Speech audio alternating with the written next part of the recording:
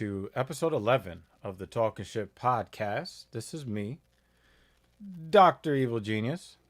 This is me, Captain Paul. How's it going there, Evil? Do you want a little captain? And you?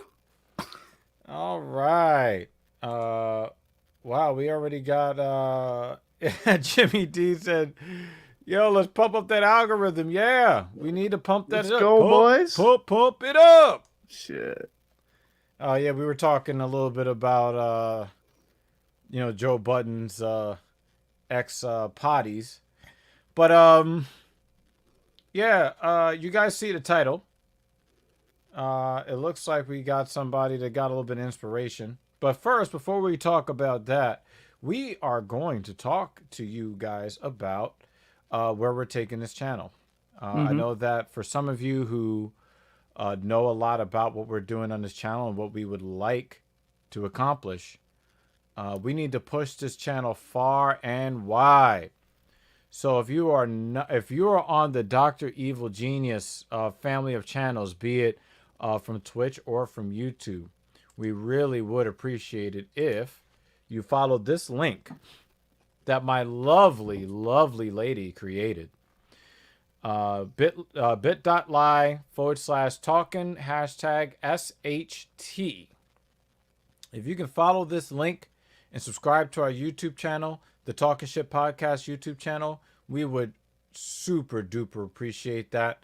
And if you take part in other social media platforms, we would love it if you check us out at talking_sh_t. And it's the same across Twitter, Narsagram, and Twitch. So we would really, really appreciate if you guys would support the platform, because a lot of my attention is going to be going towards building the community on TSP. I will get back to streaming some gaming stuff in the future, but for right now, our priority is to bring this kind of content to you, to bring this kind of entertainment to you. So it would be so much appreciated if you can do that. And also, if you guys have topics that you would like us to cover, or maybe you guys feel like you might need some advice, definitely hit us up at talkingshitpodcastllc@gmail.com. So really pretty much anything that you guys would want us to cover, or any kind of advice that you feel you may or may not need, definitely hit us up here as well. One more thing. Saturday, 3:45 p.m. Eastern Daylight Time, we will have the Filthy Casual MMA Watch Party. This will be the first MMA watch party that Captain Paul will participate in, and my lovely lady Up Your Ram. She will be participating in all or most of that broadcast. So if you're watching UFC Fight Night this weekend, definitely join us and hang out with us for most of that afternoon and into the evening. Let's take a look at some of these comments. Waffle779, who made his way. He made his way. Shout out to my boy Waffles. We do a lot of debating on a lot of topics, but also, we do it in good faith. We do it in good fun and out of mutual respect. So shout out to my main man Waffles. Nicholas Wichter. We do a considerable amount of trolling. Hey, man, we do what we got to do, and we do it, man. So, still there's a lot of respect there. And, it's all love. Even, when the trolling is there. And, this is definitely going to be a troll cast, because we do and say a lot of fucked up shit on this podcast. And, of course, there's some things that we can't really say. But that's going to have to go on Patreon when we launch that platform for the rest of you. So we will be, saying and doing a little bit more, troll shit at that point. So again, we look at the title. Captain, the captain, he's got some inspiration. Mm-hmm.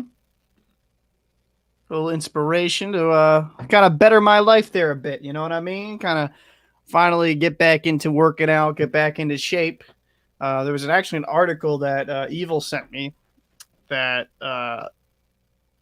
definitely was like, well, fuck, man. If this guy can do it, I know for a fucking fact I can as well.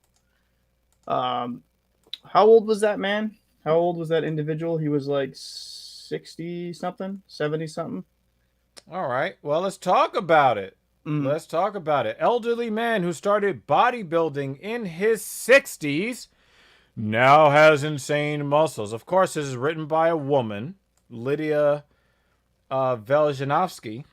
Okay, so her idea of what muscles are probably not, our idea of like really being swole, but we'll accept what she has to say. Also, we have to understand too that this is also for a man who is in his 70s. So, apparently, there is a 76-year-old man.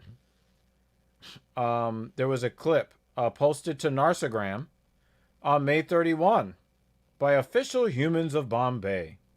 It showcases a 76-year-old man's incredible fitness journey. The video captioned, "The comeback is always greater than the setback." And I definitely do believe in that. Tripat Singh stars in the footage, which shows how incredibly muscular he is for his mature age. Wearing a turban and vest, the septuagenarian is standing in a park, flexing his biceps. He then holds up an old photograph of himself and a woman. His wife passed away just over 20 years ago. After his wife died, he suffered from depression. And I think many of us could definitely feel like, if we were in a situation where someone that we loved and cherished passed away, it would do a lot for our self-esteem in a negative fashion. So we're gonna check out this little video here and see. Yo, That's look at crazy, him bro. go, son! Look at him go! 76 years old, man. I mean, yo, if I was like doing nothing, I would be like really hyped. But since I've been lifting like a madman in my living room for like the last 6 weeks or so, Yeah, that's insane, bro. Like the amount of especially at the age of 60, right, to get back no, into it. 76 No, but like, didn't it say he started in his in 60s his or something? 60s, yeah, after Yeah, his wife died, yeah. yeah. So what I'm saying, man, is like that's impressive. 76 now to keep up the grind, stay dedicated with it, and shoot, bro. Like he's in better shape than most fucking 20-year-olds, 30-year-olds. It's But crazy. I don't think I don't think it's really an issue of staying dedicated. He had to become dedicated. True. Like after his wife died, he pretty much was going the long, slow route towards self-termination. Mm. Like it didn't really seem like he saw the use of living without his soulmate, right? Mm. But like he said in the video, hey, I could give up, but is that something that she would have wanted for me? But now this man hasn't just reclaimed his body, he's also reclaimed his soul. He's running a successful business at age 76. He's getting swole. And it's and the thing is really crazy because somebody wrote loads of love to you, grandpa, thank you for this crazy motivation. And that's why I feel like it's so important. You see a lot of people talking about the inspiration. We're talking hats off to your positive mindset, right? Mm. Somebody who is genetically very close to me decided that they were going to give up on life. And one of the things that I told them is they have a responsibility towards their offspring to still go out there and live life to the fullest Mm. of their ability, because you never know who's watching. You might be doing it for yourself, like, making yourself more capable. and living your life more fully.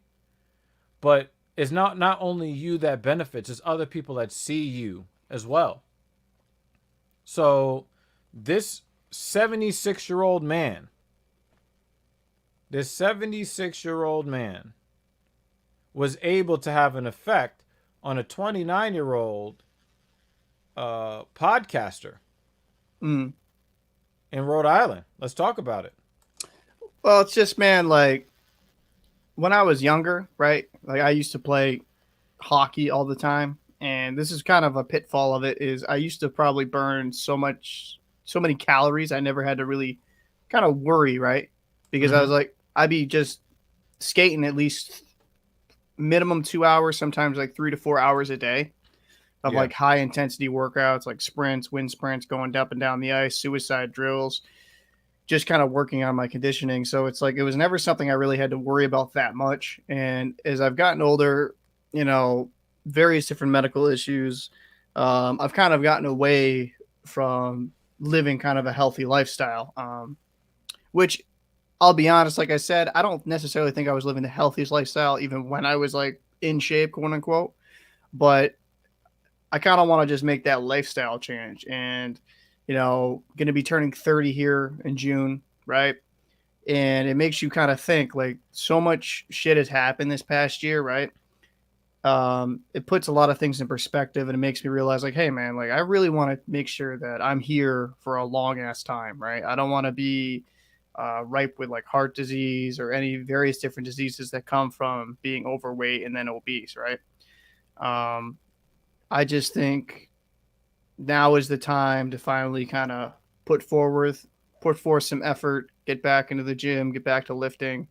Past about a month and a half, 2 months, I've been, I've dropped about 10 pounds, no, about 15 pounds or so. And then past since January, 20 pounds.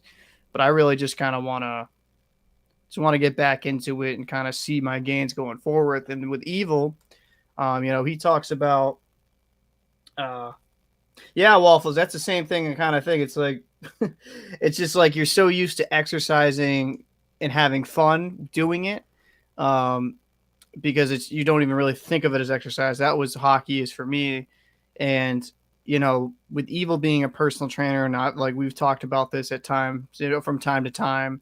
I'm like, you know what, man, this would be kind of a fun journey to go onwards. I'm able to better my health, become exactly the best version of myself that I want to become, and be able to kind of document the journey. I think that's going to be a lot of fun, and I know Evil will be able to hold me accountable because I talked to this motherfucker even off air.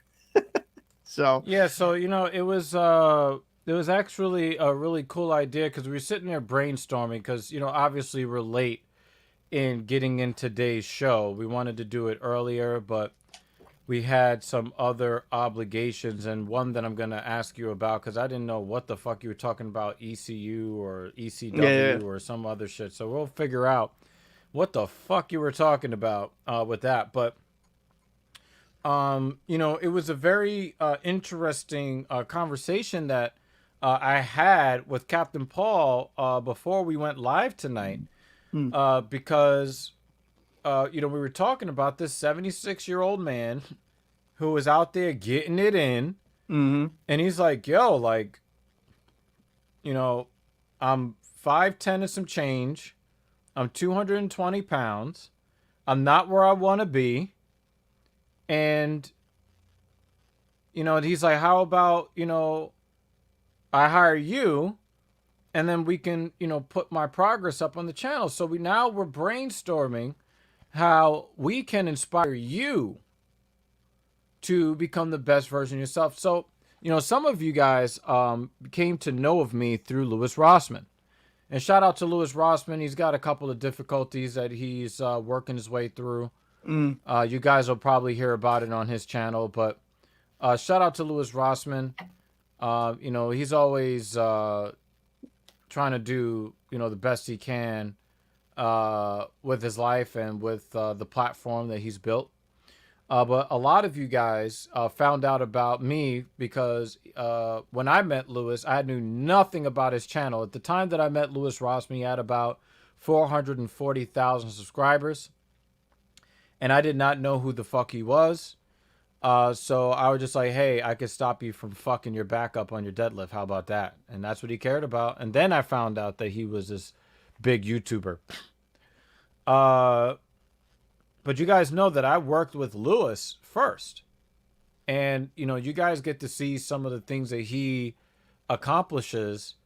A lot of the stuff he learned from me, and a lot of the stuff that he's not doing properly is because, he has not paid attention to the details, the physical details. He's great when looking through a microscope, but not so great going through all the steps. But, people who are not fitness professionals, you can expect that, Mm-hmm.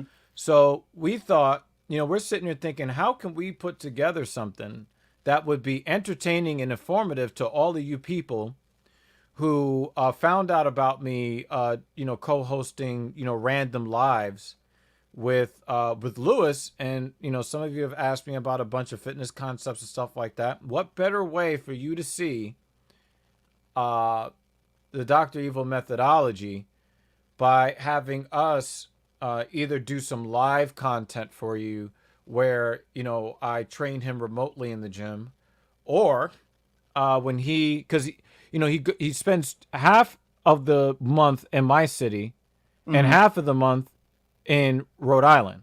Yep. So, and we just decided on this today, Right. that we are going to put together a program for him to become a better version of himself. And we spent a lot of time talking about nutrition. So you guys will kind of learn about my philosophy when it comes to health and wellness, eating a balanced diet, staying away from branded diets, doing things in moderation. Can you just say something, because like I didn't necessarily what you meant when we talked earlier. If you remember, it's like branded diet. What do you mean? Like, can you kind of expand about like branded diet, quote unquote? Okay, so a branded diet is any diet that has a name, any diet that somebody came up with that is putting money in their pocket. So you had the Atkins diet before, right? Right. But the guy that created the diet, he died early. Yeah. Right.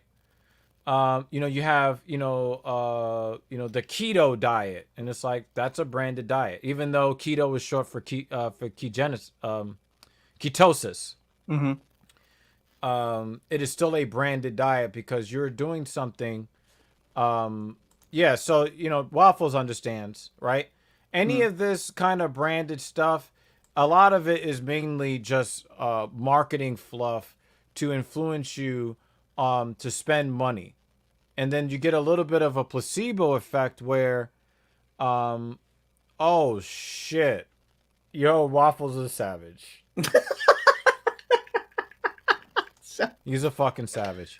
But a lot of these branded diets, they rely on the fact that the common person is not fluent in nutrition. A lot of people don't understand the language of nutrition. So if they give you some, they say, hey, we've got some scientific studies that says that if you suck all the nut out of my dick, that you'll lose weight, then people will be, running to do their nut swallowing diet. That's a and then, callback. if they, lose a fucking ounce, they're, oh my God, I suck so much dick and swallowed so much cum. Look, I lost so much weight, And then, before you know it, all the women are out there. Actually, we probably should advocate that diet. Yeah, for women only. You know what I mean? And don't be going to the gym like, oh, I'm straight, but gotta suck your dick. Hey, yo. Hey, pause. yo. Hey, man, $20 is $20. So, Oh shit. So, anytime somebody is telling you anything, I need to patent this, right? Yeah, you do. You need to fucking patent. We call it the cock gobbling diet. But no, seriously. But for those that understand the laws of thermodynamics and understands macronutrients and things of that nature, you understand that there are no shortcuts Mm. to getting to be the best version of yourself. There is only hard work. Mm. There's no way to try to cut, try to cheat the system. You're going to have to put good things into your body in a reasonable amount and do a reasonable amount of moving. Mm. You're going to have to do that depending on your fitness goals. Right. If you just want to make, some sort of progress, then there is a way that you can do that. But there is no way that you're going to take a magic pill. There's no way that you're going to be able to take your money and give it to a charlatan and then expect that you are going to, like, you heard about this, what is it, Herbalife? Like the teas? Yeah, that's a scam, bro. It's a fucking scam. The only entity that will lose weight is your bank account. Mm. Okay? Understand this. There are no shortcuts to what's really worth it in life. You're going to have to work hard. And for those that have the more ambitious goals, you're going to have to fall in love with hard work. You're going to have to fall in love with the process of reclaiming your life. Mm. So we're going to talk about this because Waffles brings up a whole host of things that we could talk about here as far as nutrition is concerned. Well, and that's Waffles says, I lost like 20 pounds just cutting out sugary drinks, switched to zero sugar beverages. So we're going to talk about the benefits and we're going to talk about the risks of getting involved with the so-called zero sugar beverages, okay? So, lost 20 pounds by cutting out sugary drinks. Now, you tell us, because I know that was definitely something that caught your attention. Tell the audience why that particular thing caught your attention. Well, it's just like you kind of notice, right? Because like that's actually how I've lost some of the weight thus far. Is I cut Coke or Pepsi down cut out to the cocaine. Yeah, well, it's essentially kind of what it is at times, honestly. Mm-hmm. Is So that's their brain response to sugar. Very close so to like cocaine.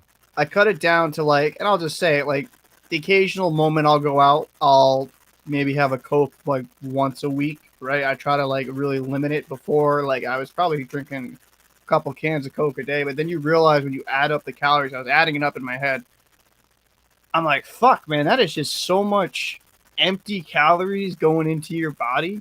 And just like when you actually read the nutritional information, how much sugar is going into your body, I'm like, I need to kind of cut that back. And like for me, water has kind of been my go-to choice because I just thoroughly kind of like, I like drinking something cold, refreshing.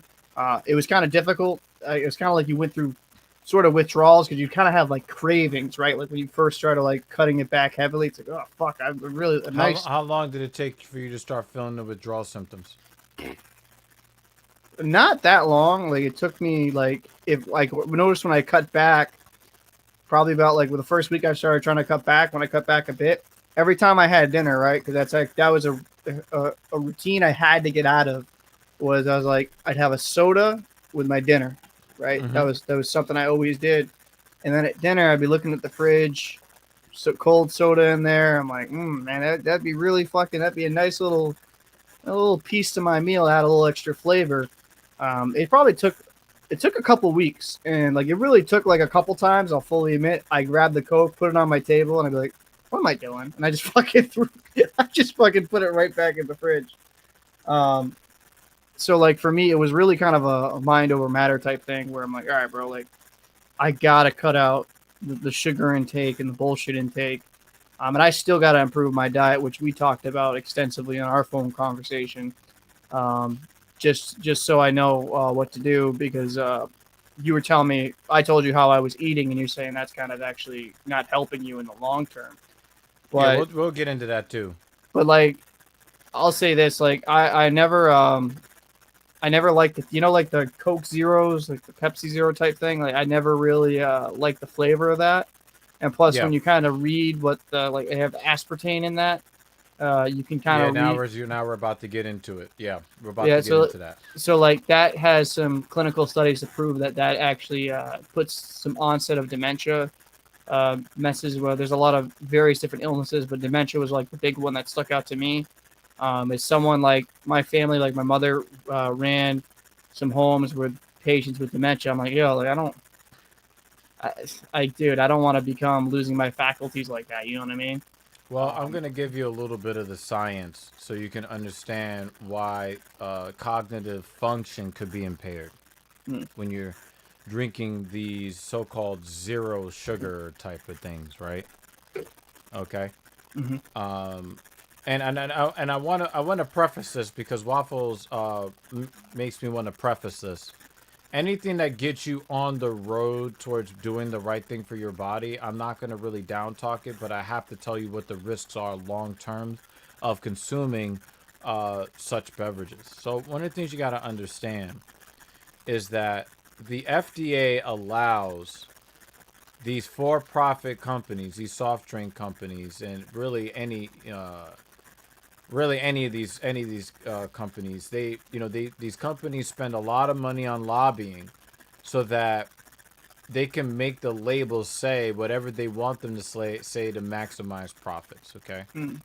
So once the sugar cartel was outed as lying, they used to blame fat for the reason why we had rising rates of heart disease. So the sugar industry, the sugar cartels of the United States commissioned studies, paid studies, that pointed the finger at fats being the culprit for heart disease. So in the 70s and 80s and 90s, you saw all of these products that was low fat and no fat, right? Not only was fat not the problem, but the chemicals that they put into the foods and beverages caused a lot of problems. See, when you ingest sugars, you put a whole molecule into your body that your body will then interact with and then try to extract energy from. That would be a mono or a disaccharide, simple chained carbohydrates. We're talking about sugars, right? But what a lot of these companies are allowed to do is take a sugar molecule, take a piece of the sugar molecule away, a small piece that turns it into an alcohol. And then what it does is it allows them to legally say that there is less or no sugar in your beverage. Really? But in reality, what they've done is they have put most of the sugar molecule in there so that it remains sweet. But then your body's enzymes are shaped a certain way to be able to bind to it so that it can then do whatever kind of chemical reaction that is needed to break it down and then make it into a usable form of energy. But when it's not a full molecule, your body does not know what to do with it so the enzymes cannot bind with it. And what does that mean? If you have a bastardized molecule floating around in your body that nothing can attach to and break down through natural means, what is it going to do? It is going to float around your body. It's going to keep moving around, bouncing around. Sometimes it may pierce a blood vessel. It's just going to, it's called a free radical. Right? I remember that from school. It's going to bounce around looking for an electron to steal from somewhere else in your body. And it's going to break down other the other structures in your body are going to be broken down. So over time, you break a little bit of this, you break a little bit of that. You steal an electron from this. Perhaps the DNA is now damaged. So when your body goes through the process of trying to repair and regenerate itself, now it may not do it all the way it's supposed to. Now you start to see where you get some real life-threatening issues from just drinking some kind of, crap like this, where over time, it wouldn't happen the first time you drink it, but over time, if you've got free radicals going off in your body and you're not taking in, what do they call them? Shit, I forget exactly what they call them, but there are classification of wow. Let me just make sure I get this right, because I really don't want to get this wrong for you guys.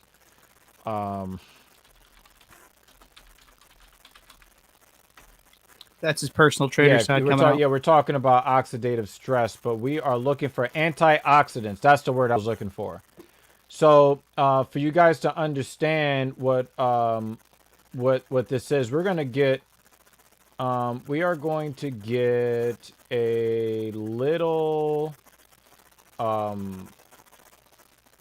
we are going to get a little scientific on you motherfuckers today. We are going, and again, this is what we are going to do. Yes, Jimmy Dean, thank you. But we are going to get a little bit scientific in here. I know that a lot of guys that talk about fitness and wellness and stuff on the internet, they have their way of talking about it. Well, I'm going to be talking about it a different way, okay? So, free radicals, antioxidants, and functional foods, the impact on human health, okay? This is from the U.S. National Library of Medicine, National Institutes of Health, the NIH, okay?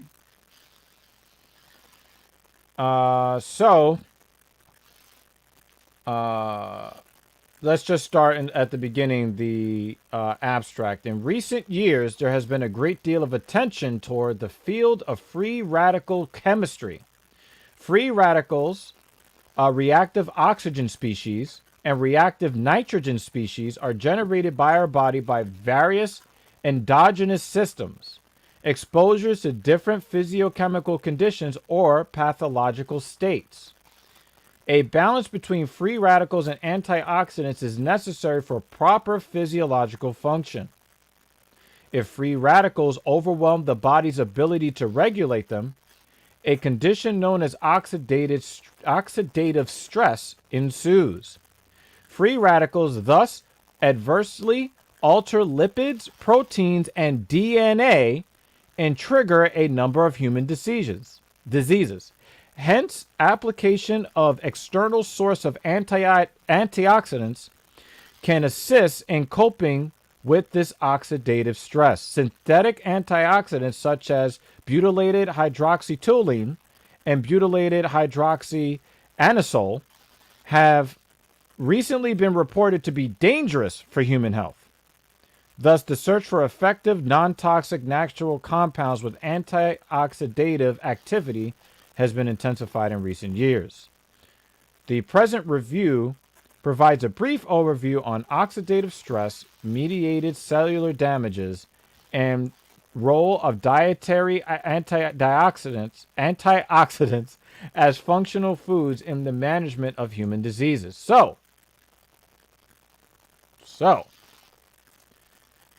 you have this balance, right? You have this balance of, let's just say in your body, you have whole shapes like squares and triangles and circles, right? Right. Now imagine you have a piece that's taken away, so the circle doesn't quite look like a circle. Right. And the square got an edge taken off of it.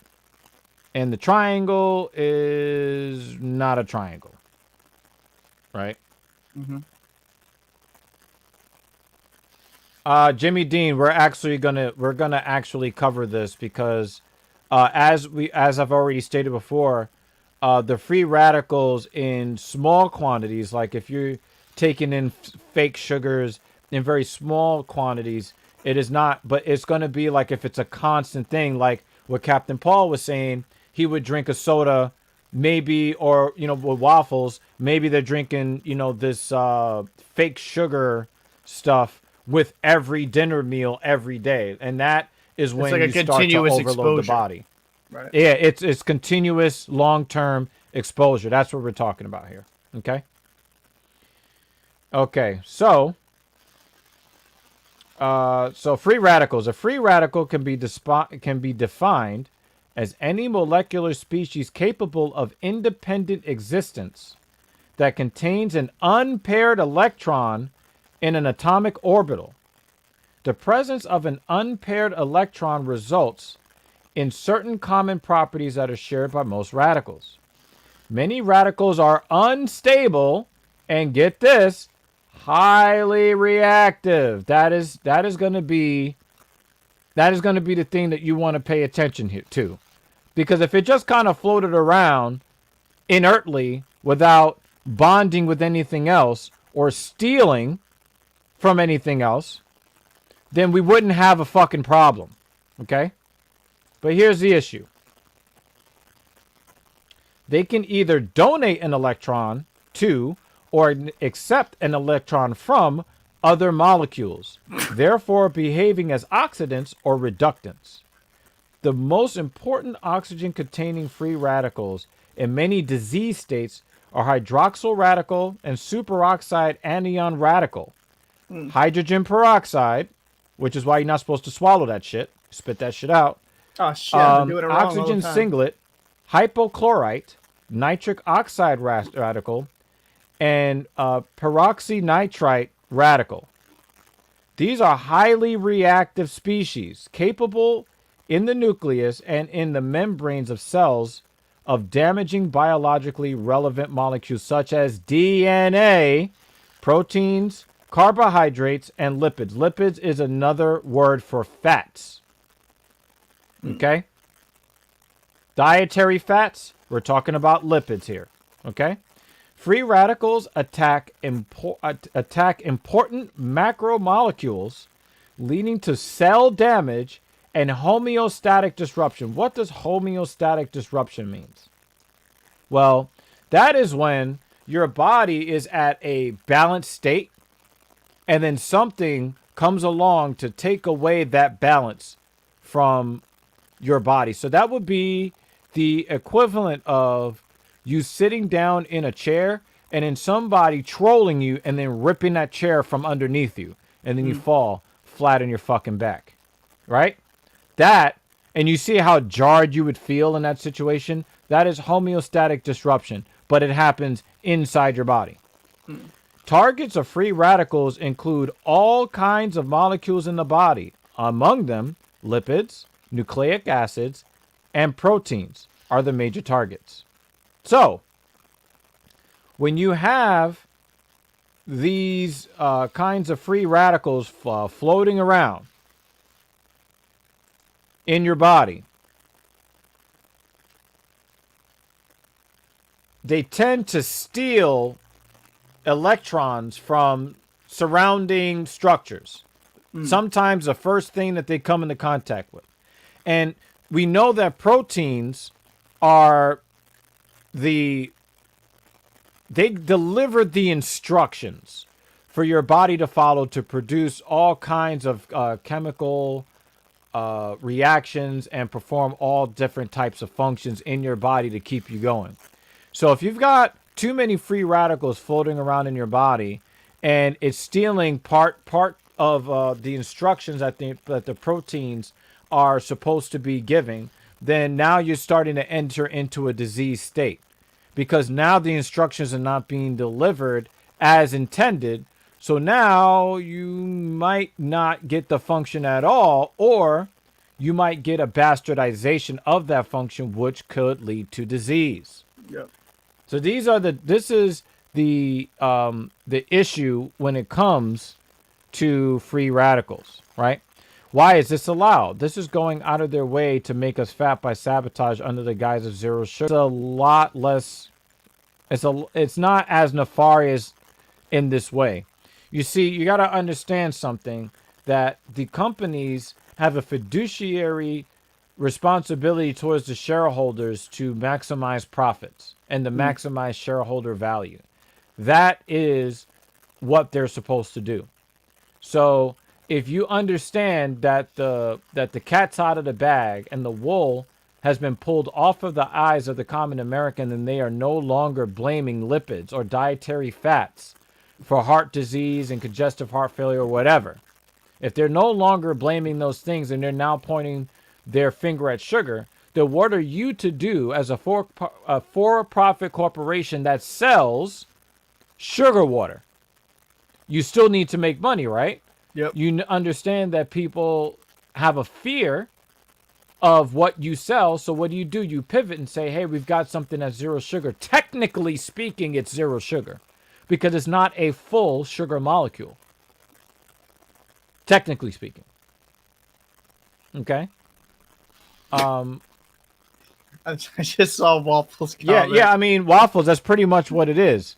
You know, marketing the cum guzzler diet as organic. It is organic. Sure, it is. Sure, it is. But it's still a fucking scam, right? Only women. That's it. Yeah. We need. Yeah.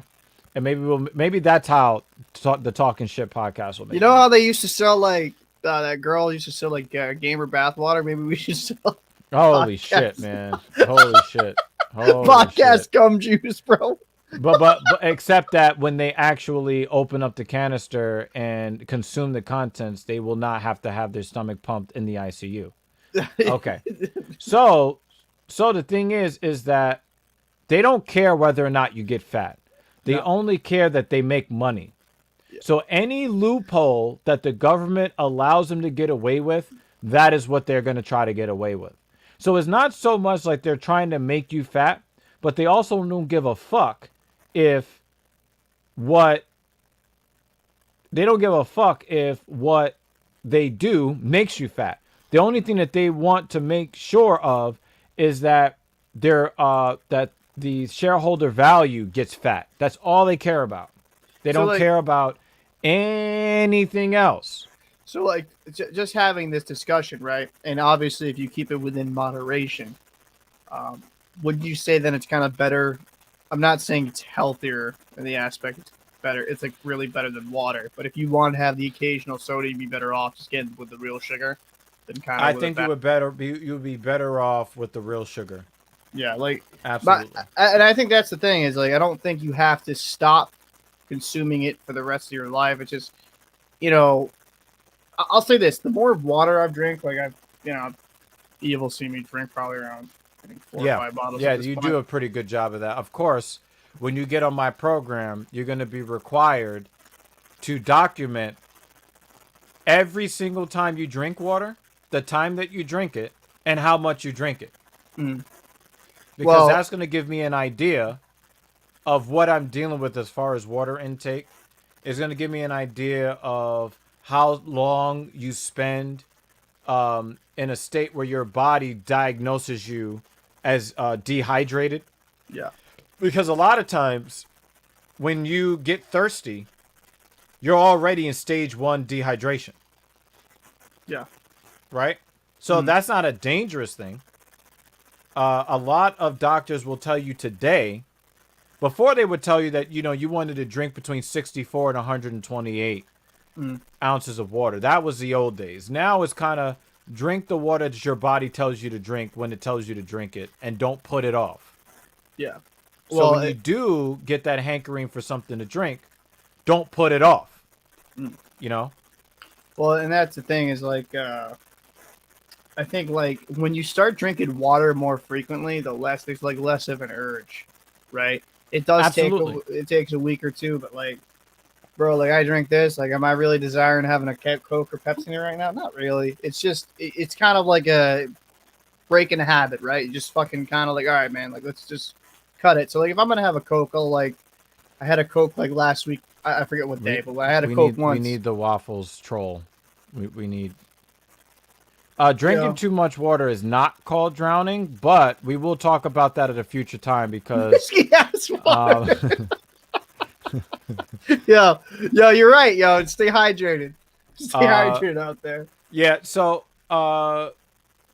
yeah, I would definitely say that the real sugar is the best of a bad situation. Okay. Yeah. But But yeah, so you want to make sure that you're not perpetually in a state of dehydration. Mm. We'll talk about that going forward as well. And But yeah, you're gonna be kind of writing down. I drank water at such and such time. I drank 8 ounces, or I drank 16 ounces, or whatever, right? mm, Um. Uh. So I yeah. think for the big thing for me is because I have 4 kidneys. Um, I actually have to drink a more. I drink a more frequent rate of water. Like I drink it quite a bit.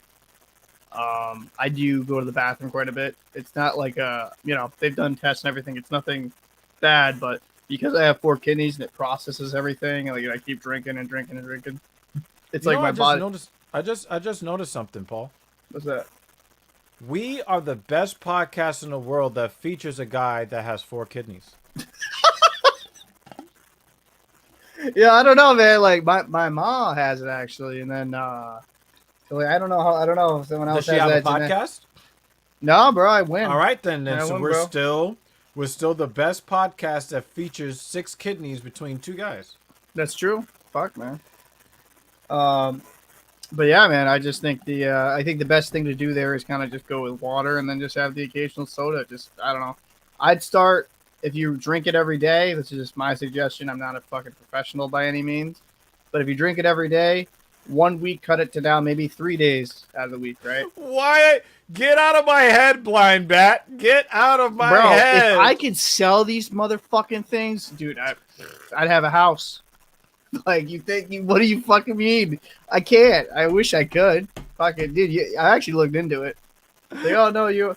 It's like You're going to end up unconscious in a bathtub full of ice with a scar on your back. yeah, bro, pretty much. Just gonna be fucking ripping them out and selling those motherfuckers for like 10 grand each, if not more. Oh, Like, shit. like But, yeah, man. yeah, so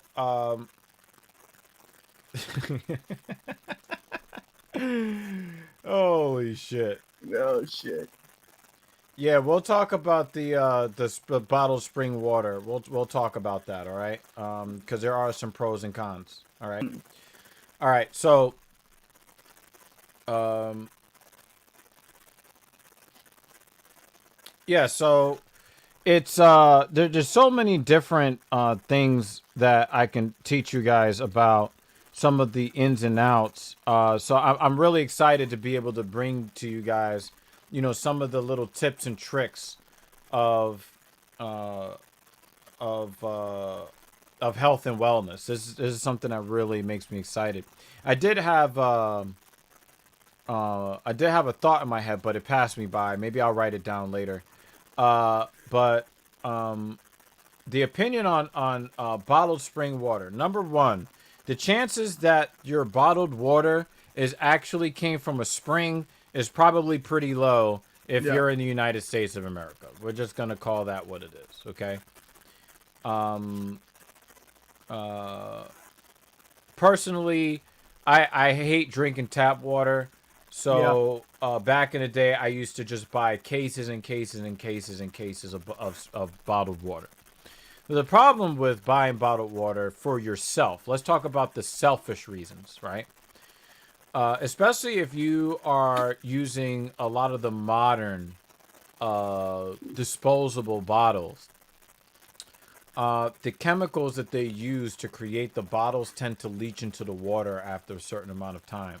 Hmm. So a lot of us get the a lot of us get the thought that it's kind of like, oh well, the water is clean.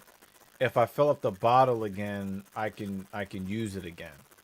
But each time you reuse the bottle, more and more of the chemicals are going to leach from the bottle into the water. So from a selfish standpoint, that is not really something that you want to do. So if you're going to buy bottled water, you want to make sure that where you bought it from didn't leave them sitting outside in the sun, which helps A lot along of the stores leaching do. Yeah. Yeah, a lot of stores do that. They just kind of leave them sitting out in sunlight. You do not want that. I think that you know, if you do buy them and it hasn't been done that way, you definitely don't want to let them sit for a long time. Another thing you don't want to do is you do not want to reuse the bottle and fill it up with water again more than once. Hmm. Right? Like after that initial and you fill it up one more time, that should be the max. You should be throwing that bottle out after that, right? But then here's the problem. How many bottles are you going to throw out? How much are you going to add to the landfills? A lot of that stuff ends up in the ocean. And then those same chemicals that they use to make the bottles are now leaching into the water in the ocean. Mm. Fucking with the fish. Fucking with the Sure, dude, wildlife. dude, you even see it in the East River, bro. Like in New York, like it's fucking disgusting. Like, Well, they have worked hard to clean up the East River. Like what you see now I is know, like paradise compared to what it was 20 years ago. I know, but like it's one of those things where you'll still fucking. If I got fucking put in the East River, dude, just off me. Nasty fucking water in that. Yeah, we had a couple of super fun sites where, man, some really ungodly colors in the water. For real. I think for me personally, yeah, Jimmy Dean, do not do what Jimmy Dean says to do. Do not do this. Okay? yo, For a better life for all living beings on planet Earth. Jimmy's a fucking savage. He probably just tells them to fucking yeah, do I'm that just to his letting you enemies. guys know. Because some people may not understand sarcasm. I do. Do not do what Jimmy Dean just suggested that you do. So what do you think of the alternative of having like a water filtration system within your own house? have two. Okay. I have the Brita, which does not work as well as the other one, which is zero water. You know, New York City water is actually relatively clean. I'm still sensitive to it. I still don't like it. So in order to save money and to not be throwing a whole bunch of plastic bottles, I got the biggest pitcher that I could find at Bed Bath & Beyond. And I fill up the Brita and I fill up the zero water container. And then shout out to my wife, my first wife. Shout out to Up Your Ram. You guys know her. She helps co-host the Filthy Casual MMA Watch Party. And she will be doing so in a couple of days. Hopefully she's home by now, but she doesn't interrupt me when I'm recording. I had her buy me bottles of Gatorade so I can reuse them to make more Gatorade, right? So she hooked me up. She hooked me up with these fucking legendary ass ball glass jars, right? They don't hold any leftover residue or smells. It cleans, super clean. Nothing leaches into anything that you put it into. There's so many uses that we have for these. And she hooked me up with a 64 ouncer like this. And she hooked me up also with a 32 ouncer that I use for my crack cocaine like pre-workout powder so that I can get jacked up to do squats that I don't want to do. And she hooked me up with this so that I would not be using the plastic Gatorade bottles anymore. So I buy canisters of powdered Gatorade. I put the powder in the bottle. I pour the water in it, shake the shit up, and I've got fucking Gatorade. And let me tell you, it's a whole lot cheaper. You get 6 gallons worth with those cans for like $9. So shit, I might have to for look into that. these, for every 64 ounce that I get, I think I get like what, 12? I get to make 12 64 ounce bottles for $8.99, and I'm not adding to all the plastic waste or anything like that. So it's these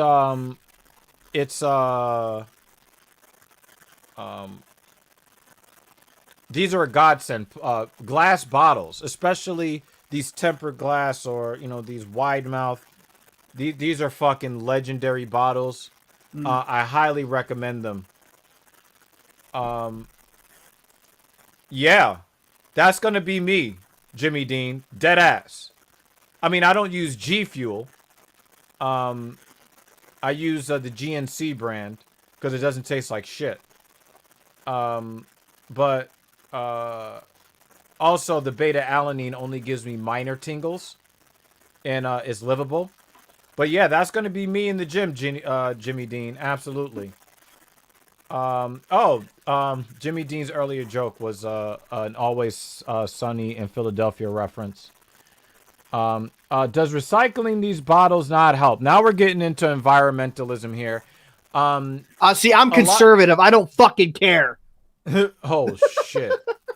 I'm fucking Well, one of the things that we've been learning is everybody was told in the 1990s, reduce, reuse, recycle. You must recycle. You must recycle. They handed out fines. They shamed people. And in reality, what they were doing was they were selling the garbage to South Asian countries. And then sometimes they were burning it. Sometimes it was just a landfill. It is a major ecological hazard because they have yet to find a scientific way to efficiently and cleanly rid ourselves of the plastic bottles. They're looking at using enzymes or bacteria that eats that kind of stuff. But the thing is that it has actually been a pretty bad. It has turned out pretty badly. I implore you guys to look at the recycling program and how much it turned out to be a scam. And you know, when you see those recyclable bottles go away and you're all proud because you did your part, they just put it on a ship and then on a barge and then sent it to fucking Laos or some shit. And, you know, fucked up their environment somewhere. Well, and waffles, by the way, I was just fucking clowning. I ain't serious about that. But I think it's firsthand is seeing like that, you know, like in the middle of the Atlantic, where all the currents kind of combine, they actually have like a huge garbage island. Like it's huge. It's just a big, dense ball in the dead spot. And it's just, I don't know, man, like the microplastics that are in the water that are now in the fish. Yep. Shit, man. You know, and of course, you know, the people that did all of this for profit, they won't really be affected, but the rest of us will. I'll just say it this way, and this is another episode I'd like to talk about this, shipbreaking. It's like when we get old vessels right here, and we take it to like India, and we ground them and stuff like that, and we just... Some of the shit that goes on there, explosions and just the pollution of oil into the water over there, it's just, you know, because other countries don't have certain regulations and standards. They just don't give a fuck. So, I feel like that cycles into every, cycles into every single industry. So, like, it's something like, I agree. I kind of laugh. I've seen garbage barges. They don't separate it, bottles and shit. They just fucking throw the shit all together. That's what I've seen, at least.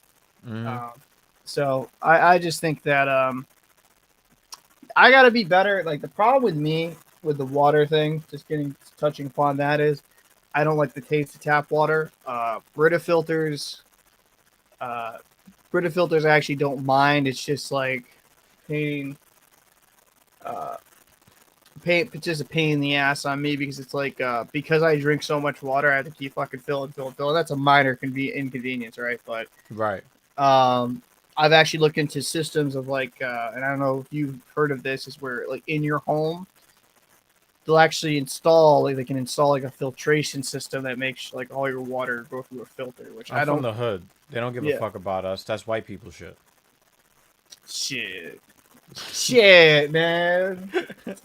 Shit, bro. What the fuck, man? They making me look bougie and shit. Like, like them big ass refrigerators that make ice. Those are white people refrigerators. Really?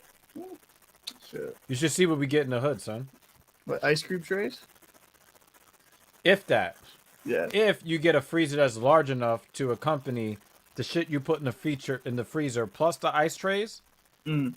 Sometimes you don't have space for ice trays, so you just don't have ice at all.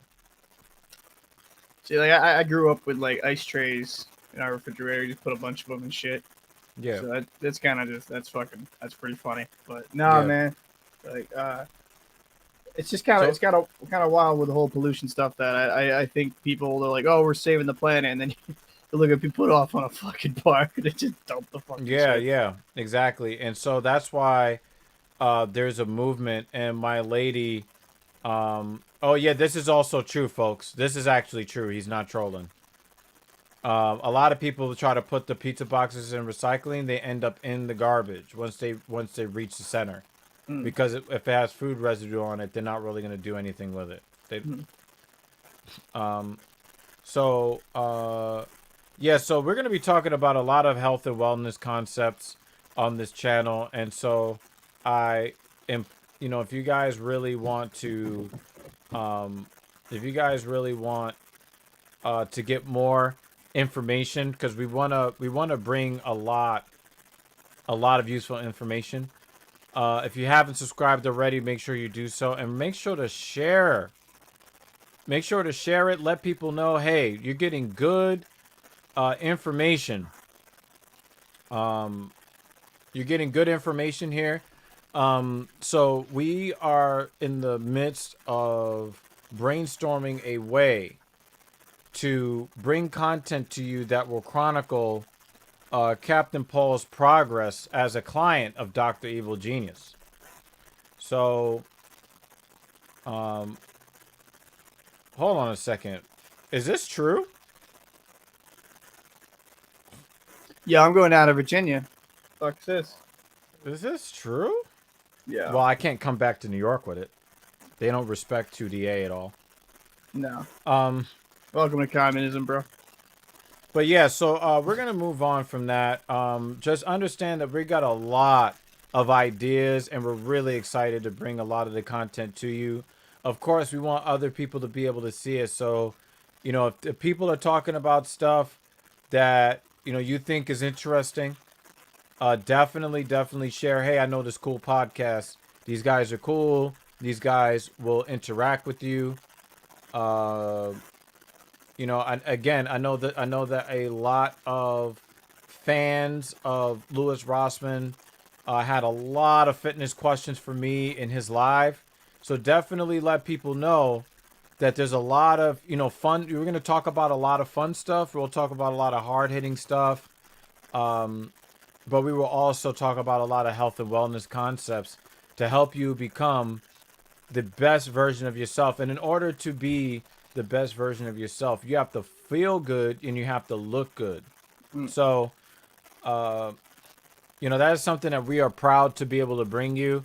Oh, and by the way, just so that y'all know, if you guys are interested in training with Dr. Evil, everybody pays the full rate, including the good Captain himself. So, even though me and Captain were cool, we respect each other's professionalism. Yeah. So he understands, that bills need to be paid and all that good stuff. So a lot of what you guys are going to see, that's a lot of, it's a lot of good information because people pay me over $100 an hour for this information. So This is just how I look at it. Before you switch topics, real quick, is I think you got to respect anyone's professions, friends, or regardless of the relationship, because I'm not driving a boat for fucking free. You're paying me my goddamn day rate. So, but that just felt like saying that. I feel you got to respect the people's professions, even if they are your friends. Yeah, if you think that the person that is next to you is valuable, treat them as such. Correct. One of the things that I like, there's a little phrase that I heard from Kevin Samuels. I know he didn't make it up, but I heard it from him. He says competence gets compensated. So usually, whatever amount of money you're getting paid, that is what you deserve. And if you know that you're working really hard and you're not getting what you deserve, go demand it or take your services elsewhere. It's that fucking simple. And we are going to talk about that going forward. They want to know if the water in the background is just product placement. No, actually, he's just trying to protect his body because he only has 2/3 of a pancreas. Yep. So him being a cancer survivor and somebody that has too many kidneys, he has to make sure that he's constantly hydrated, which will actually, it'll make him hydrating all the time will make it easier for me to take him on as a client, because he's not going to blame me if he doesn't get results from not following my goddamn instructions. He's already following one of them before I give the instructions. So again, if you guys have comments, if you guys have questions about health and wellness and fitness and things of that nature, holla at your boy, Dr. Evil, on the Talking Shit podcast. Like, seriously, son. Like, we're going to be bringing to you so much fun shit. You're going to see Captain Paul struggle. I might do videos of me struggling in the gym, struggling physically, struggling psychologically, so you can see that I'm just like everybody else, even as a professional. And then you guys could take some cues and some motivation from how we're trying to make ourselves the best versions of ourselves. Now, we're going to kind of switch lanes a little bit, and we're going to get into a different side of health and wellness. So we're going to talk about the we're going to talk about the mental side of life. And in this particular situation, we're talking about professional sports, okay? So there was a story that came out last week that a very, very, very, I think she's very, very pretty. Naomi Osaka, half black, half Japanese. She is the number 2 tennis player in the world. Okay. Yo, I appreciate you. Appreciate it, yo. I appreciate you. I really do. And I like the fact that you have the color blue, even though your name is originally yellow. Yeah. Yeah, so. Yeah, let's talk about this here. Naomi Osaka is the number 2 tennis player in the world. Naomi Osaka decided that she was going to boycott the news conferences. And so that reminds me of somebody that went to a championship game once, and he just repeated over and over again, I'm just here so I won't get fined. Right? Naomi Osaka wants to skip out on the media duties of that, that the professional tennis players agree to in their contracts, right? So there are two ways that you can look at it. Some people look at it as her protecting her mental health. Other people are looking at it as this is just part and parcel of being a professional athlete and making millions of dollars swinging a tennis racket at a yellow ball. So, Captain Paul, you've had an opportunity to think about this subject. What do you think? Yeah, like, I get it, right? She probably doesn't like talking to the media, doesn't like doing that thing, but, one of my favorite players, just because of how savage he was, Marshawn Lynch, you go to the media and say, I'm just here so I don't get fined, One of the funniest meme-worthy, because that was really the birth of the meme, right? What? And he just fit right in. Dude, he was such a fucking savage. I always appreciated it. It was annoying sometimes as a fan because you'd like to hear his perspective, but then, like, it's like, it's here so I don't get fined. You know what his perspective was? I'm about that action, Jack. And I think for me with this whole Naomi thing is like Osaka, I don't. It's hard for me to find any fucking sympathy, right? Because you're making a lot of money, right? As a number 2 rated, as you say, women's tennis player, you're reaping all the rewards. I don't think it's that difficult if you are a professional athlete to come out, sit down, and just answer a few questions. I just don't. I get it. Some reporters are assholes. Some reporters are ignorant. I get that there's a whole bunch of reporters out there that will literally twist your words and make you say one thing that you didn't mean to say, or like twist your words and saying something you didn't fucking say. So I get it. The media as a whole can be annoying, and a lot of it can be full of bullshit. But that's part of your job. When you are a professional athlete, talking to the media is a part of it, because as fans, they want to hear from Naomi, right? They want to hear her perspective for the match. What was her strategy? Why'd she do this, and this? Like, how did she how did she overcome and come back? How did she beat Serena, for example? Like, they want to have that perspective from the actual player. I don't know. I get it. Mental health, blah, blah, blah, blah, blah.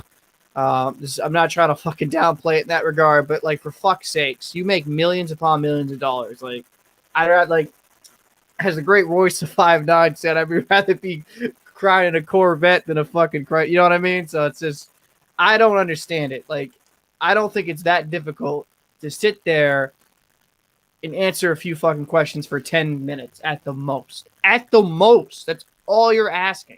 10 minutes of, like, answering some mundane questions of, like, what's your favorite color, right? And if some asshole reporter says something fucked up, just next question, right? Like, am I wrong? Like, just next question. You don't have to answer every single thing if it becomes something stupidly ignorant. I don't know.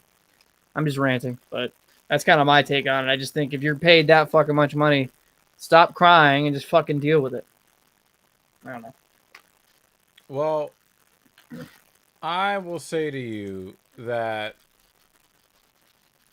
that is part of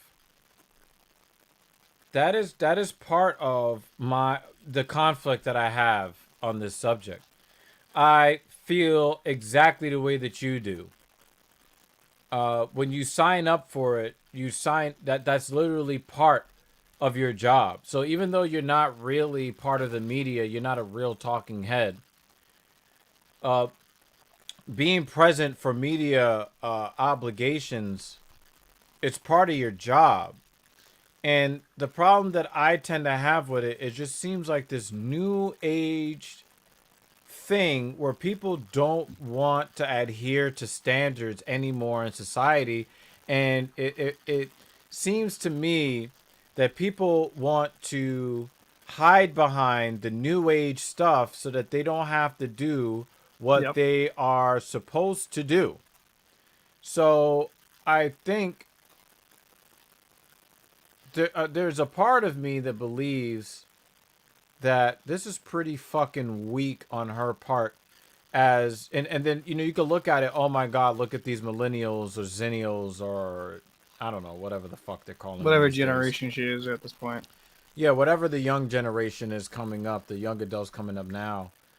A lot of people are going to look at it as, look at these weak ass kids who are, thin-skinned and can't handle any pressure and things of that nature. So there's a part of me that I feel that, like, you're not just there to swing a racket. Like, you're not able to get a 10-figure deal to represent Nike just because you swing the racket. It's because you're marketable. Correct. And she's fine. Let's just call it what it is, yo. She's fine as fuck, yo. She's very pretty. She does have an effervescent personality. They're gonna make lots and lots of money off the fact that she is a mix of two minorities, being that she's Asian and black. And not doing your job does not make you a hero. Now, on the other side of that, there are stuff like what Original Yellow is saying. I don't want someone to have to sit there for the conference, but it's definitely important for the sport to stick around. Cancel culture can end your career. They don't just want her to play sports. They want a part of her soul. And this is where I start to kind of feel like I'm on the other side, because we've seen athletes break down, blow up on people, have all different kinds of reactions because some of these guys in the press are out there trying to put out narratives instead of just report on the goddamn sport. They want to, because one of the things she was saying is, like, they ask you the same question over and over and over again so that they can sow seeds of doubt in your mind. Like, when you're a professional athlete, you already have all the doubts in the world. Why do you need to have that kind of questioning over and over and over again? So the thing is, if you know, some of these members of the media would just ask questions in good faith, and then after the question is answered, after being asked, that they shut the fuck up and step back and let somebody else ask a question in good faith, then I don't think that the athletes would ever have a problem with this. And I get what you're saying, because there are a lot of sports where a reporter will say something and then a player will sometimes give like a non-committal answer, and then he'll ask again, and then he'll kind of give the same non-committal answer. So I get it. Like, I do think reporters as a whole, a lot of them can be pretty dog shit at their jobs. In my personal opinion, I think like as a reporter, you got to kind of read the room and realize like, hey, that person's just not going to answer it today. You know what I mean? And just move on to the next question, or let someone else ask the question if you have no idea what you're going to say. That being said, I get it, right? Like, I don't agree with the whole soul shit. A lot of people sell their fucking soul for $55 million, something like that a year. Like in this past 12 months. Yeah, they said in the last 12 months she's made a little over $55 million. Yeah, so like I don't want to hear like the crybaby bullshit. Like, I think a lot of it is, and this isn't just like with her. This is a problem I have with a lot of younger athletes this generation. They only want to do it on their terms. They only want yes. And it's like, all right, you know, like legitimately, they want to make sure that it's at their convenience. When they sign like these contracts, you're able to handle less, but you make so much more money. Exactly. Like that's going to always bother people. They want all the money, but they don't want any of the cons that come with it, right? Like with any type of job, right? Especially like high-paying fucking jobs, stress comes with it, doubts come with it. I get what you're saying. Like they deal with these doubts. They go to this certain level of the sport. They already have to deal. Like they don't need someone to do it. It's like at the same fucking point, you're making like millions and millions of dollars. Like at an everyday job, you have stress and doubts. Like, oh fuck, did I make the right decision? Oh, like for me, example, did I steer the boat right? Should I go on a different angle? Should I done with a fair tide? Like, you know what I mean? Like there's just doubts in everyday type of jobs, right? I'm sure that you have at times. Not saying you're not knowledgeable, but a second guess, like maybe I should have done this exercise instead of that exercise, or you know what I'm saying, or maybe this type of work to help him in a certain injury. I don't feel it's that difficult for a professional athlete to sit there and just, even if it's like a Marshawn Lynch situation, and just show up. Like that's all she has to do is just show up. Like I don't think it's really that difficult. Say next question over exactly. And over again. And that's where it's like, okay, like I get it. You don't like the fucking question. That's the same fucking thing. Get over it. Just say next question. Just be a fucking bitch. I don't care. Or you could do like the lawyers say, asked and answered. Exactly. Like if it's a repeated question, you can just be a subtle savage. And a lot of us, I know me and I know you, love that when athletes are just like, they'll throw it right back at a reporter because it was a fucking dumb question. I mean, look at Kwame Brown going at people. Mm-hmm.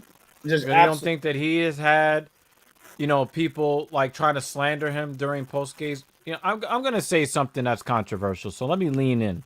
Controversial take incoming. This is what men are talking about when we hear women cry and complain about the mythical, debunked myth of the wage gap. Okay? Because here you have a situation, yet again, where somebody wants all of the compensation, but doesn't want to have to do all of the work that everybody else has to do. And this doesn't fall on every modern woman. I'm going to make this very clear. This is not every modern woman that is engaging, but there are enough modern women out there who want all of the adulation when they win, but none of the criticism when they lose. Yep. They don't want to hear, you know, like, you know, you're fine to answer the media when you're winning, but then you want to storm off when you lose.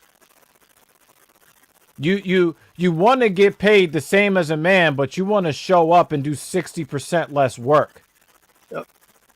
Well, and I just think it kind of comes down. I don't necessarily think that's that controversial, because a lot of it, you know, actually, no, fuck. That's considered hate speech in a lot of places. Hey, you didn't actually do as much as all the other workers, so you don't deserve as much as all the other workers. So I'll say this: the entitlement is what we're having a problem with. She thinks she's just entitled to not have to do a part of her job that everybody else has been doing, including the other women. What makes you think that you're so special? You're not even the number one player in tennis. There's somebody out ahead of you. Oh, and the woman you keep beating, she's still more famous than you. She's still more popular than you. And she's been losing to you. And what does Serena do after she loses to you? She goes and sits there in front of the press, and she takes the heat. So what makes you so fucking special that you can make all this fucking money, but you shouldn't be held to the same standard as everybody else? You don't hear anybody else complaining. Well, you know what? I hate the media softballs, right? Like, you'll see the Twitter blue check marks, like, she's just so brave. So brave. Like, fuck off. Like, legit, just go fuck yourself with that take. Like, you know what? If this was a male tennis player, they would tell him they would call this dude a bitch in a polite manner on ESPN or any sports network. They'd be like, man up, all this, but because she's a female and she's pretty, she is pretty. But Naomi, you can do whatever you want. Like, fuck that shit, bro. Like, if you're the rules don't apply to you, they just apply to everybody. Bro, you making $1 million fucking dollars, dude. Like, pay me that money. I'll go to a fucking press conference. Dude, I'll start fucking talking shit. I don't give a fuck. Like, if a reporter starts saying some wild shit, I'm like, oh yeah, and go fuck yourself. Like, legitimately, I think that is way more entertaining to me if she would just politely tell a reporter that he's a fucking idiot and to tell him go fuck themselves. It just, it's really not that difficult. Answer the fucking questions. You got to sometimes play the game. It's in these contracts. That's what I was going to say. A lot of these professional sports, they in the contracts, up for this. It's in your fucking contract. And if you don't like it, then don't play. No one's forcing you. And the thing is, one of the things, and you know, Gray Wolver, you know, understand that, like, the point isn't even the sport. It's the fact that these people, and we're talking about some of these younger folks, and in particular, some of these younger women, they have these entitlements that they believe that the rules and the regulations and the standards apply to everyone but themselves. And when they shirk the rules and they shirk off the responsibilities that they get paid very handsomely for, they expect to get praise for not doing the job that they are paid to do. And one of the things that I loved is that, you know, she picked on the French Open, but all of the other three Grand Slam organizations, they put out a joint statement along with the French Open that said, in order to get paid, in order to participate, you have to do the job that you agreed to do. And if you do not do that, then you will not get paid. Like, Nike is not going to continue to pay her to not play tennis because, you know, I don't want to answer questions. Only thing you have to do is what Captain Paul said. Next question, or you could pull a Marshawn Lynch, right? Bro, listen, I'll be your media trainer. I'll get in that fucking room. Like, listen here, Naomi.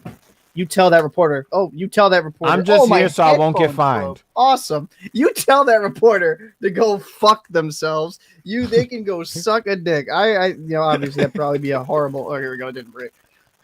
Can you hear me? You tell that you fucking took your reporter. Headset off. You didn't turn the microphone off. Yo, shit. Fuck you. I think I'm all rattled and shit. I just think it's not that difficult to say, listen, Naomi, I know you don't want to answer the questions for the big, bad white men. I get it. But listen to me. Just say next question. And if they ask you about how'd you hit the ball with a racket, I hit it hard. With a racket. Just honestly, if you really want to go full troll if you wanted to. You can go full troll. You know what? In this society, people would probably just laugh and be, wow, what a fucking savage. Some would call her like kind of like, oh, that's kind of childish. But at the same point, we're in a society where no one cares. Like, she would get a lot more fans among people like us. She would, bro. And I'll just say this, man. Like, it is definitely a double standard because if any man did this, oh my God, the media fucking they would be getting ripping him a new one, bro. Like, I know it's hockey and it's in Canada, but like Canada, like hockey super. They ripped some of the fucking Maple Leafs players when they fucking choked that series. And it like some of them came out, some found out they didn't want to talk to the media and they just ripped them ruthlessly apart. Like, oh, what a bunch of what a bunch of pussies. Like, Yeah. that's the unfair part of it, right? Yeah. Where this is because we're in this platform to build men up, right? And I listen, we're inclusive to women. But one thing that does bother me and Evil is that the double standard, like if we want to have a equal playing field and you want to have the same exact, benefits of a man, you got to take the cons and you got to take all the negatives with it. That's part of being an adult, male or female. Exactly. And I just don't think it's unfair to everyone else on that women's circuit that has to go there and answer questions. Like the ranked maybe 200th tennis player, maybe she, had a really rough day, right? But she qualifies for like the French Open on a dream. Maybe she wins a round or two. She still has to answer those questions, even if she does a bad job. Is water in that bottle Captain Paul drinking? Yes. Yes, it is. Yep. But I don't know. I don't think it's really that difficult to fucking answer a few goddamn questions for fuck's sakes. And let me give a special let's give a special shout out to Serena Williams, okay? And this is where like I said, I just it makes it very, very difficult for me to support somebody like Osaka at this point.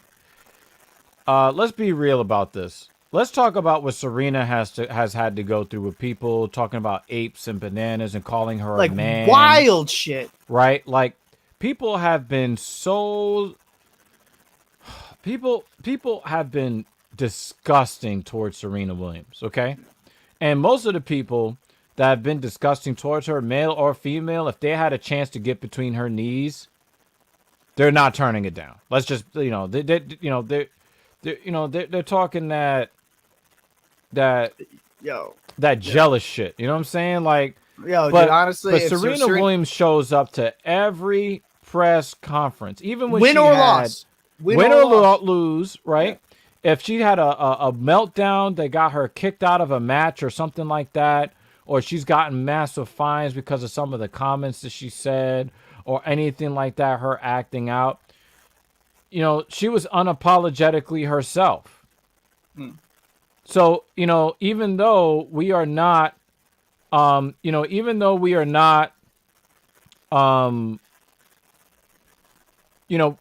now we're, in this subject, we're calling the modern woman's mindset to account for accountability's sake.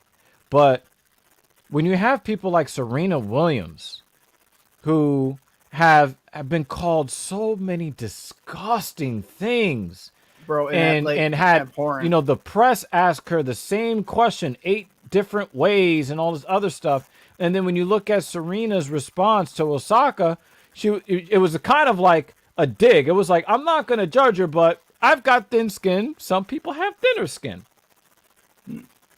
I don't, because my thing is with Serena, right? She's been called some shit that some racist ass shit. Some really racist, fucked up shit that honestly, some of these measly little reporters, she would probably fucking whoop their ass. I'm sorry, some of the reporters that they've come out calling her a bunch of fucking comparisons to animals and shit like that. Yep, comparisons to animals, little fucking comparisons to men. Thin pencil, thin dick. Mm-hmm. I gotta watch my language. I almost said something I should have. So I was gonna say, that certain word I shouldn't. But I think the one of the you gotta problems, save that for the Patreon. You gotta save it for the Patreon. I have to watch myself because it pisses me off. It's like this lady is had to deal with all this bullshit throughout her whole life. Serena and Venus, right? Yeah. And there was such a popular tennis player. And Venus living in Serena's shadow, but I bet you she showed up for every press conference. She did. And the thing is, man, is that I commend Serena and Venus because they've had to deal with so much shit throughout their career. Let's just call it how it is. I think actually was even on the French. You had some French reporters say some really fucked up shit when she was younger, and That's probably why Naomi doesn't want to fuck with them. Because why did she choose the French Open to start the boycott? There might have been something to that. Right, but at the same time, can I say this? If Serena's going to the press conference, right? And I get it if it was an act of solidarity, right? Where Serena was boycotting because it's fucked up shit, because then I could respect it. But it's not that. It's not that she doesn't, she's doing it in solidarity. She's doing it because, let's be honest, she doesn't want to do it. She Right. just doesn't want to do it. It's mental stress, mental fatigue. Oh, fucking cry me a Can I goddamn river. can I play devil's advocate here? No. Well then, thank you. It's been a great show. Good night. No, I'm gonna play devil's advocate here, and say, what if she does this weak-minded shit, right? But it leads to members of the press being held accountable for the things that they say, because, you remember the rant from Allen Iverson? Oh, practice? Yeah, the practice Talk about rant, practice. Yeah. right? We've had baseball managers like break telephones, and I remember a couple of years ago, a couple of the New York Mets and the manager, they were ready to go fuck one of those guys up, and he told them that too, like, I will whoop your ass, right? If we could get, if this is one of those things where, Osaka, is taking a stand that none of us really respect, but what if she takes a stand that starts to hold these members of the press accountable, because they seem to be shielded. It's almost like they've got a free, be a bitch card, and then everybody's got to deal with them, and it's like they're like licensed trolls, right? What if this is one of those things where people are like, okay, I'm forced to talk to you. How about everybody that comes up just gives you one word, no frill answers, and now you're going to struggle to get your job done. You're going to struggle to have something to write on your blogs or your news organizations. So you'll be a little bit more careful about the things that you ask and the things that you say and the way that you word things. What if that happens? So I think then you're kind of going down a possibly slippery slope of like, then it just comes to players completely controlling a narrative. You know what I'm saying? I think what you have isn't to that the fucking point? Yeah, but the problem is the reporter's supposed to just report. They're not supposed to tell you what to think or what to believe. No, it's an op-ed piece. I agree. I don't disagree. But what I'm saying is that they're supposed to report, but if they're not allowed to ask difficult questions, I'm not even saying fucked up questions, but difficult questions because it makes her uncomfortable, right? Oh, like, no, but that's not what she's complaining about. No, she's making the accusation that they are trying to trip her up by asking her the same questions over and over and over again to see if she's going to answer it differently. And but just just say next question. Like I get what you're coming from, like, oh, like maybe mentally fuck up or something like that, but like it to me that's not like that big of a deal. We'd be having a different discussion if they commented on like how she looked or like about like, oh, how you know what I mean, something really fucked up. Mm-hmm. Then I think we can have that conversation. Then it's like, okay, I get where you're coming from, but at the same fucking time, I don't really think it's that difficult. Like, okay, I already answered that. Next question. Right. And I think that's for me. I know you're playing devil's advocate, but when it comes down to it, what if it does something positive comes out of it? It won't though, because you're always gonna have reporters that don't know how to do their job and just trolls, man. And I think that's the bigger issue, right? Is I get it, like she's taking this stance because she doesn't want to deal with the bullshit. But at the same fucking point, like in life, we all deal with bullshit. We all deal with their own. A lot of us get paid a whole lot less money. A whole lot fucking less to deal with said bullshit. So like for me, I don't really have that sympathy. It's like, okay, like I get it. It's upsetting. They said something repeatedly. Oh my fucking God. Like, have you ever lived with a parrot? Like, it's really not that big of a deal to say next question. Mm-hmm. So I guess I'm really kind of an asshole in that regard because I don't really feel any sympathy for her. Mm-hmm. I don't think it's that difficult just to answer a simple fucking set of questions and just move on with your day. It's really not that challenging at all. Or and exactly just be a meat bag that sits in the seat. Exactly. And I mean, that was masterful. Let's talk about Marshawn Lynch for a second. That was masterful. That was masterful. Like, he literally said the same. And the thing that annoyed the shit out of me is that he said it so many times, and then a motherfucker would step up and ask some stupid ass question, knowing what, like, when he says it the first 30 times, don't think he's going to say something differently to the 31st question, asshole. And the So- thing is, he was proving a point, and they helped him prove his point. Well, I think with Marshawn too is that After the third time he would have said that shit, I would have turned around and walked away with my pad. I would have gone to a different player. Like, and I think with Marshawn Lynch is people kind of put him in that box. Oh, he's just an asshole. But like when you actually had a smart question for him, and besides, there was a moment where he just wasn't answering any question. But if you had a smart intellectual question, not just some like, oh well, how'd you guys win today? Like type question. Like if you had a good reporter that asked you a real question, he'd give you a real answer. Like if you watch some Lynch interviews, even post career, he's actually really interesting as a human being, a very interesting individual.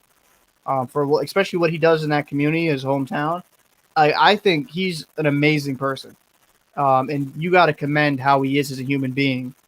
So we can actually have a greater length of discussion how I think the media can portray people in a certain light if they don't like them, right? So I'm not saying the media is fucking innocent by any means. MLB writers, they've definitely been very, very guilty of that. Yeah, they're very vindictive. They don't put people in the Hall of Fame because they didn't like them, but it's like, but the dude hit 650 home runs. Exactly. It's not a, well, he wasn't my best friend, so I'm going to keep him away for what he earned. Well, and that's why, and I'll be honest with you, the MLB Hall of Fame voters are a joke as it is. Yeah. But I just Dan Le Batard gave his vote away because of just how stupid it is. He sold that shit. That was crazy. Yeah. But no, I just think that there's so many better ways you could have gone about it. They took his vote away after that too. I know they did, savage. But like with Marshawn Lynch, like I think that's the code you're gonna follow if you don't want to talk to the media. And then like if you feel like they're asking you repetitive questions, say next question, and then if they give you an insightful, if they have it like a really actual kind of thought-provoking question, I think you should answer it. But I'm not your fucking mommy or daddy, so I'm not gonna tell you how to live your life. But there's some reporters that are just trying to do their jobs, and mind you, I don't know. It's like I wouldn't even say like 90% of reporters are good. I'll probably give it like what 60% are good. Right. Yeah, I'd probably put it somewhere in there. Yeah, it's like 60% or something like that. So I don't know. I we've talked about it for a bit, but there's just so many better ways you can go about it. And I'm not gonna cry for someone that like made more in a year than I'll probably make my whole fucking life. So right. So unless all of you guys like, share, and subscribe the Talking Shit podcast. And then you guys can help us move towards maybe eclipsing Naomi Osaka's $55.2 million that she's made in the last 12 months alone. Because we will sit here and answer the tough questions, folks. We're not afraid of that whatsoever. Nope. So if you guys want to help us, grow this platform, please,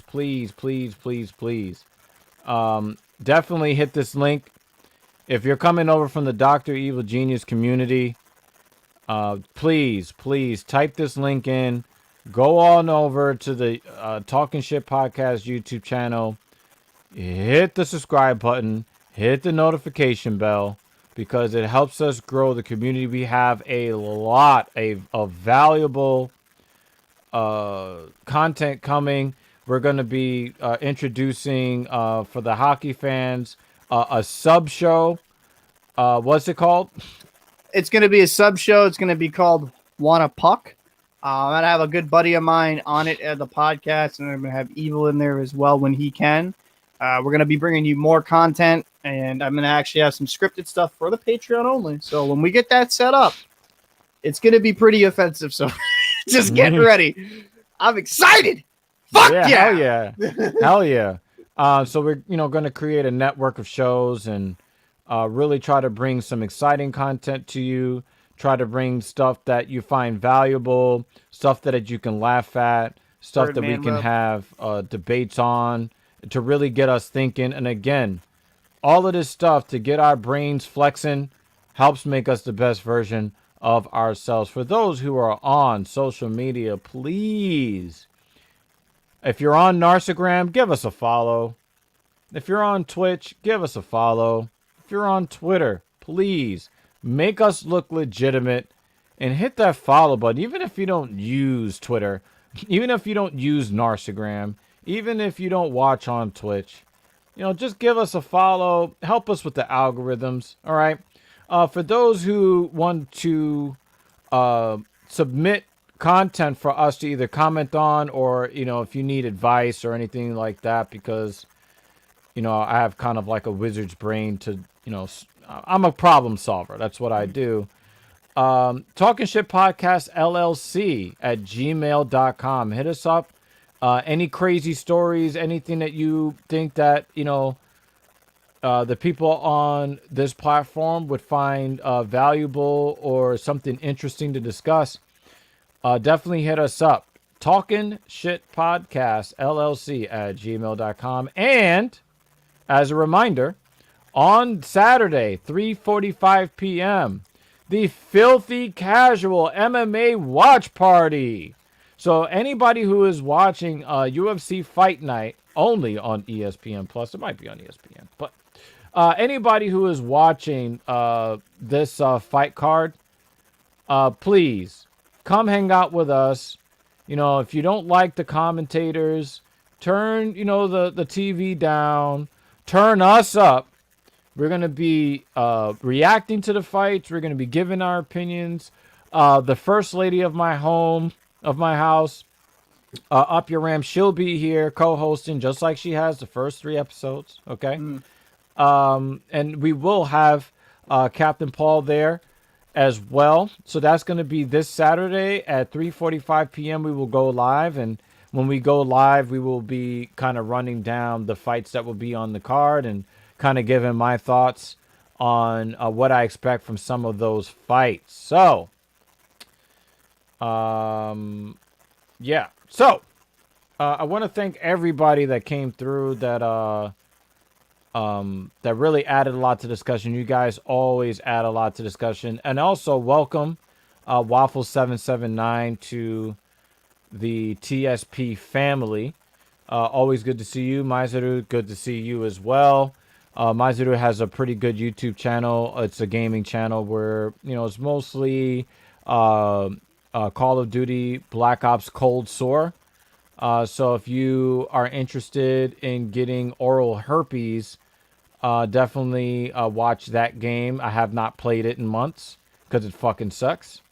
But also, you guys, you may see me streaming video games again as well when I get the time and opportunity.